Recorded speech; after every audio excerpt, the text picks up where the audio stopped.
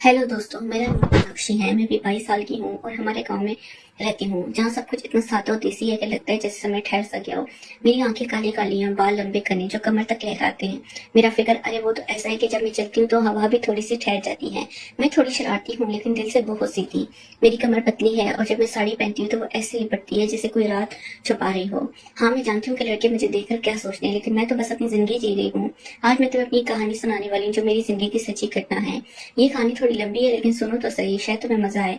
शुरू से बताती हूँ बिना कुछ छुपाए। तो बात इस दिन की है जब मैं अपने घर के आंगन में बैठी थी। हमारे घर में सब कुछ देसी स्टाइल है, मिट्टी का चूल्हा, लकड़ी की चारपाई और वो पुरानी अलमारी जिसमें मम्मी अपनी साड़ियाँ रखती हैं। मैं इस दिन सुबह से उठी थी क्योंकि पापा ने कहा था कि आज खेत में जाना है, कुछ नई फसल की देखभाल करनी है। लेकिन वो फसल ऐसी थी जो हमारे गांव में कोई नहीं उगाता, एक तरह की जड़ी बूटी जो दवाई बनाती है, लेकिन इसकी खुशबू इतनी तेज होती है कि सर चकरा जाता है। मैंने अपनी नीली साड़ी पहनी जो थोड़ी टाइट थी क्योंकि पुरानी हो गई थी। जैसे ही मैं बाहर निकली हवा चल रही थी और मेरी साड़ी का पल्लू थोड़ा सरक गया। मैंने इसे ठीक किया लेकिन मन में सोचा कि अगर कोई देख ले तो क्या सोचेगा। खैर, मैं खेत की ओर चली और रास्ते में हमारे पड़ोसी चाचा जी मिले। वो हमेशा मुस्कुराते रहते हैं। बेटी, आज कहाँ जा रही हो? इन्होंने पूछा। मैंने कहा, चाचा, खेत में पापा ने बुलाया है।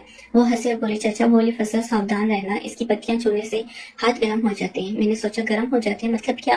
लेकिन मैं चुप रही क्योंकि देसी गांव में ऐसी बातें होती रहती हैं। खेत पहुंचकर मैंने देखा पापा वहां पहले से थे। वे जड़ी बूटी की देखभाल कर रहे थे। आजा बेटी, इन्होंने कहा, देख ये पौधे कैसे बड़े हो रहे हैं। इन्हें पानी देना है लेकिन सावधानी से क्योंकि इनकी जड़ें बहुत नाजुक हैं। अगर ज्यादा दबाव पड़ा तो टूट सकती हैं। मैंने पानी की बाल्टी उठाई और धीरे धीरे पानी डालना शुरू किया। पानी की धार ऐसी थी कि वो पौधों पर गिरती और छटक कर मेरे पैरों पर आ जाती। मेरे पैर गीले हो गए, साड़ी का निचला हिस्सा थोड़ा चिपक गया। मैं सोच रही थी कि अगर कोई लड़का यहाँ होता तो क्या सोचता, लेकिन वहां तो सिर्फ पापा थे और वो मुझे सिखा रहे थे, बेटी इन पौधों को छू कर देख। पापा बोले, देख कितनी मुलायम है पत्तियां, लेकिन ज्यादा मत दबाना वरना रस निकल आएगा। मैंने छुआ और सच में पत्तियां इतनी नरम थी कि लगता था जैसे कोई गुदगुदा रहा हो। मन में एक अजीब सा एहसास हुआ लेकिन मैंने खुद को संभाला। पापा ने कहा, ये जड़ी बूटी दवाई बनाती है जो लोगों की थकान दूर करती है, रात को नींद अच्छी आती है। मैंने हाँ में सर हिलाया लेकिन सोचा कि थकान दूर करने वाली मतलब रात की थकान। काम करते करते दोपहर हो गई। पापा ने कहा, बेटी अब घर चल, मम्मी ने खाना बनाया होगा। हम घर लौटे। घर पहुंचकर मैंने देखा कि मम्मी रसोई में थी। वो एक नई रेसिपी ट्राई कर रही थी, एक तरह की सब्जी जो हमारे गाँव में गरम मसाला कहते हैं। बेटी आजा मदद कर, मम्मी बोली। मैं रसोई में गई। वहाँ गर्मी थी क्योंकि चूल्हा जल रहा था। मैंने सब्जी काटनी शुरू की। वो सब्जी लंबी लंबी थी और काटते वक्त हाथ फिसल जाते थे। मम्मी ने कहा, धीरे से काट बेटी, ये सब्जी बहुत रसीली है, अगर ज्यादा दबाए तो रस निकल आएगा। फिर वही बात में हंस पड़ी लेकिन चुप रही। हमने खाना बनाया, पूरे परिवार ने साथ बैठकर खाया। भाई भी था, वो कॉलेज जाता था। दीदी, आज खेत में क्या किया? इसने पूछा। मैंने बताया, वो जड़ी बूटी वाली फसल। वो हंसा। और वो वाली सुना है, इसकी पत्तियां छूने से बॉडी में एनर्जी आ जाती है।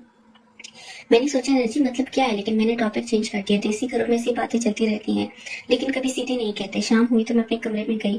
कमरा छोटा सा है लेकिन मेरा अपना है। मैंने आईने के सामने खड़े होकर खुद को देखा। साड़ी अभी भी थोड़ी गीली थी। खेत के पानी से मैंने इसे उतार कर बदल लिया। नई कुर्ती पहनी जो थोड़ी टाइट थी।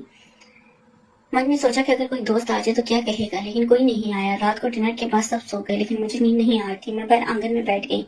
चांद निकला था और हवा ठंडी थी। अचानक पुरजोर आवाज आई। हमारे चाचा जी का बेटा राहुल, वो 25 साल का था, गांव में ही काम करता था। सोनाक्षी, क्या कर रही हो अभी? इसने बाड़े से पूछा। मैं चौंक गई लेकिन बोली, बस नींद आ रही है। बोला, मुझे भी चल, थोड़ी बातें करें। मैंने हाँ कहा क्योंकि देसी गांव में पड़ोसी ऐसी ही बात करते हैं। हम बाड़े के पास खड़े होकर बात करने लगे। बोला, आज खेत में देखा था तुझे, वो फसल अच्छी लग रही थी। मैंने कहा, हाँ, लेकिन काम थकाने वाला है। वो सा थकान मैं जानता हूँ, एक तरीका थकान दूर करने का। वो जड़ी बूटी की चाय पी। मैंने सोचा चाय, लेकिन इसकी आंखों में कुछ और था। कैसी चाय? तो मैंने पूछा। वो बोलना, जो गर्मी बढ़ाती है बॉडी में, रात को अच्छा लगता है। Double meaning. लेकिन मैंने कहा, अच्छा, कल ट्राई करूंगी। हम बात करते रहे देर रात तक। वो बताता रहा गाँव की कहानियां और मैं सुनती रही लेकिन कुछ नहीं हुआ, बस बातें। अगले दिन सुबह उठी तो मम्मी ने कहा, बेटी आज बाजार नहीं जाना, लेकिन घर में काम है, हमारी पुरानी अलमारी साफ करनी है। अलमारी वो थी जिसमें पुरानी साड़ियां कुछ गहने रखे थे। मैंने कहा, ठीक है मम्मी। हम अलमारी खोलकर साफ करने लगे। अंदर से एक पुरानी साड़ी निकली जो बहुत पतली थी, लगभग ट्रांसपेरेंट। मम्मी ने कहा, ये तेरी दादी की थी लेकिन अब मत पहनना, ये बहुत पतली है, हवा में उड़ जाती है। मैंने सोचा, उड़ जाती है मतलब क्या? ऐसे, लेकिन मैंने इसे साइड में रख दिया। साफ करते एक बॉक्स निकला जिसमें कुछ पुरानी किताबें पड़ी थी। एक किताब थी, घरेलू नुस्खे। मैंने खोली तो अंदर लिखा था, आहानी थकान दूर करने के लिए जड़ी बूटियां। मैं हंस पड़ी। मम्मी ने देखा और बोली, किताब अच्छी है लेकिन सावधानी से पढ़ना, कुछ नुस्खे गर्म होते हैं। फिर वही हमने अलमारी साफ की और दिन निकल गए। शाम को राहत फिर आया लेकिन इस बार वो घर के अंदर आ गया क्योंकि पापा ने बुलाया था। पापा बोले, बेटा कल खेत में ही मदद करेगा। राहल ने हाँ कहा। हम सब बैठकर चाय पीने लगे। चाय में मम्मी ने वो जड़ी बूटी डाली थी। ये चाय स्पेशल है, मम्मी बोली। मैंने सच में बॉडी में गर्मी से महसूस की। राहुल ने मुझे देखा, मुस्कुराया, कैसी लग रही है इसने पूछा। मैंने कहा गर्म। वो हंसा लेकिन कुछ नहीं बोला। रात को मैं सोचती रही कि क्या हो रहा है, लेकिन कुछ नहीं, बस एहसास। धीरे धीरे दिन बीतते गए, हर रोज कुछ न कुछ नया होता। एक दिन पापा ने कहा बेटी आज हमें जड़ी बूटी की पत्तियां तोड़नी है, लेकिन सावधानी से, क्योंकि पत्तियां नाजुक है, ज्यादा मत खींचना वरना टूट जाएंगी। मैं खेत गई, राहुल भी आया मदद करने। हम पत्तियां तोड़ने लगे। इसकी उंगलियां कभी कभी मेरी उंगलियों से छू जाती।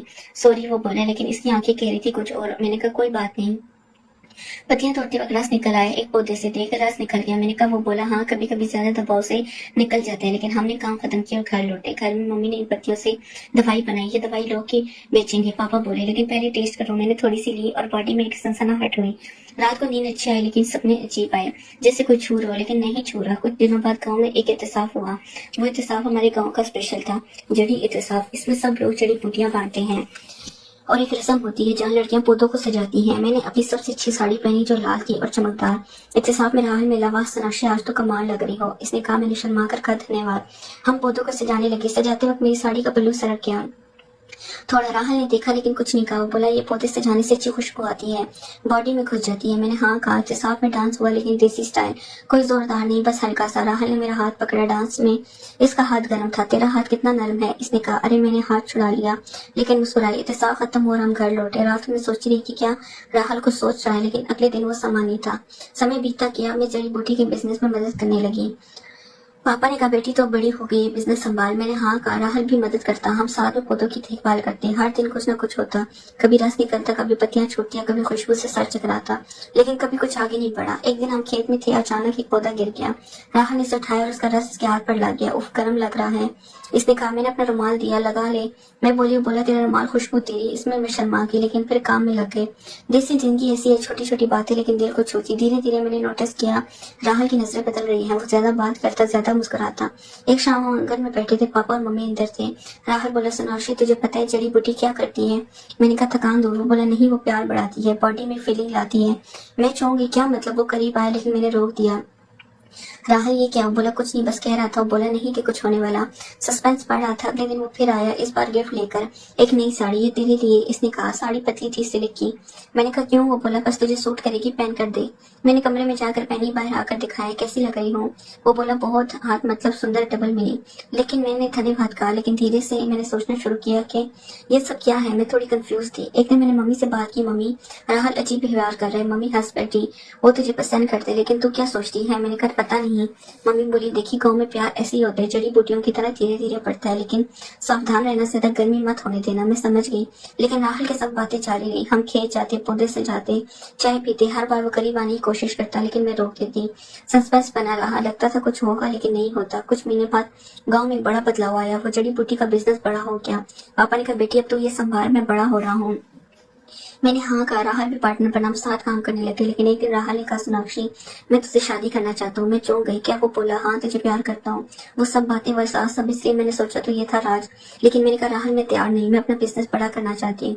वो उदास हुआ लेकिन बोला ठीक है इंतजार करूंगा। लेकिन मैंने फैसला कर लिया था। मैंने जड़ी बूटी से एक नई दवाई बनाई जो महिलाओं की ताकत बढ़ाती है, इन्हें इंडिपेंडेंट बनाती है। वो दवाई नहीं थी थकान दूर करने की, बल्कि माइंड को स्ट्रांग बनाने की। मैंने गाँव के लड़कियों को सिखाया कैसे खुद पे भरोसा करे। राहुल ने देखा और समझा। वो बोले सोनाक्षी में गलत था, तू सही है, ये कहानी प्यार की नहीं सक्सेसफुल की है। मैंने हाँ कहा। हम दोस्त हैं, बिजनेस चलाते हैं। अंत में राहुल भी मान लिया कि सबसे अच्छी कहानी है।